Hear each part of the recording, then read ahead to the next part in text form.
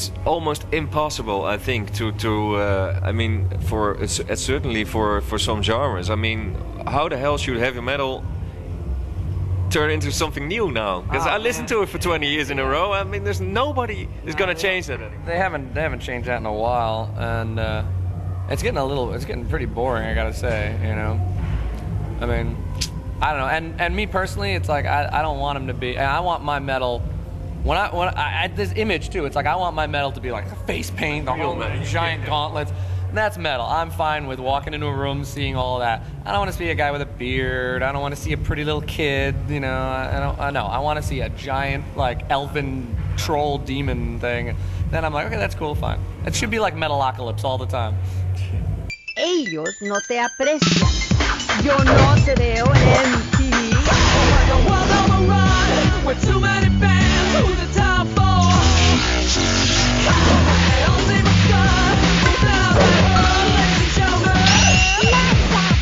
The funny thing is, when I listened to the album today, I thought, well, in the 90s you had like a Finnish band that's called Valtari.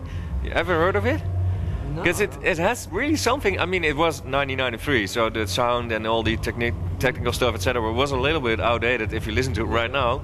Because you really gotta pick it up. It was also brought out at Roadrunner Records, and they did everything. They had a singer that, just as you do, had like a reach a little bit more than just one tone of voice. Disappeared. I think they did 2 or 3 albums and then it was gone. Oh. Maybe the time wasn't right for it. Yeah, it happens. I mean, we're definitely. That's one thing I find I'm very surprised about is how much we survive.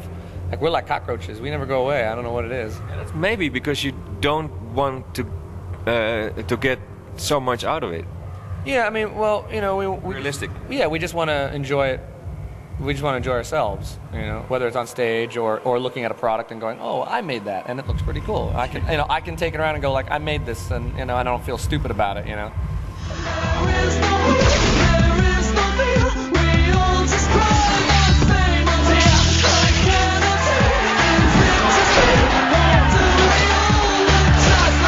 If you think like that, and if that's your way of making music, there is also a possibility that one of the guys or girls or guys is going to say, well, I'm not having fun anymore. Well, it happened over the last decade. Yeah, I mean, and you know, it can happen, and that's perfectly fine. And I mean, you know, we're just gonna.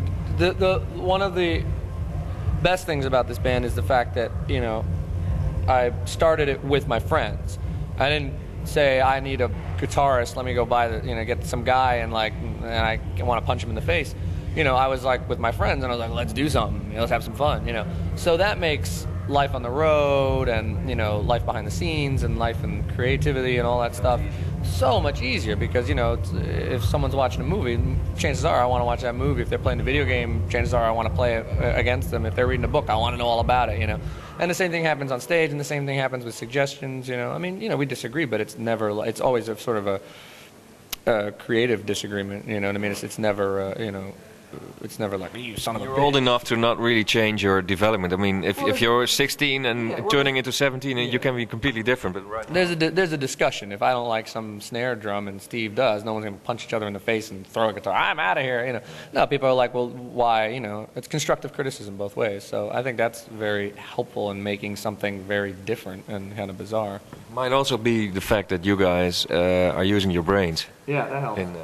That definitely helps. And I noticed that it leaks out into the audience too. They're really smart when they come to our shows. They're smart and they're subversive.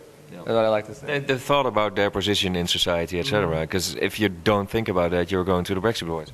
Yeah. Well, I mean, I think more kids coming to my shows are, you know, they're too smart for their own good. They're like smartasses. They're not going to be. They're smart enough to be doctors, but they're probably going to be hackers. You know, they're probably going to hack in and steal your bank account and you know, and come for you later and stuff like that. You know, they could easily have studied a little extra and become a lawyer, but no, it's much more fun to go online and it is though hack into like down the telephone system. You know. I get a fucking Hitler with this swoopy emo boy, dreamy haircut, dangling in our faces, making us all indescribably indistinguishable from each other. Or maybe I'm just another megalomaniac.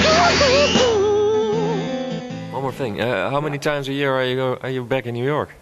You still live? I mean, if you, you got your own place? I'm rarely home. You know, I might as well be living out of a storage space at this point.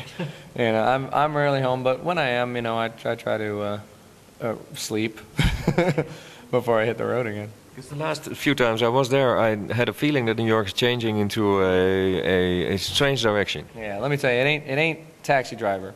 You know, and that's when it was the best, when it was like Taxi Driver and it was real nasty and seedy. You know what's kind of looks like it now is Hamburg. We went to Hamburg the other day. I was like, man, this is like New York in like the 70s. This is brilliant. Now they cleaned it up and it's just a big mall. You know, it's really a big mall for people to go spend euros on trainers. You know, I mean, that's really what it is. By Apple at some of the I think there are 10 Apple stores. Yeah, there's like 20 Apples. Everything's run by Apple, but but in the movies they still portray it like it's Taxi Driver. So people who have never been there are like, oh, it's decadent and crazy. No, it's boring. You got to bring them now over the 170, I think, the street. Yeah. Let's go. I remember the times when you were getting out of the subway a little bit late before over the 70th street. It would be dangerous for a white guy. Yeah, you don't go anywhere. Nobody goes up to 110th Street. Now everybody can't get enough 125th Street. It's crazy. Oh. Reginald, release the hound. Go on, Pookie.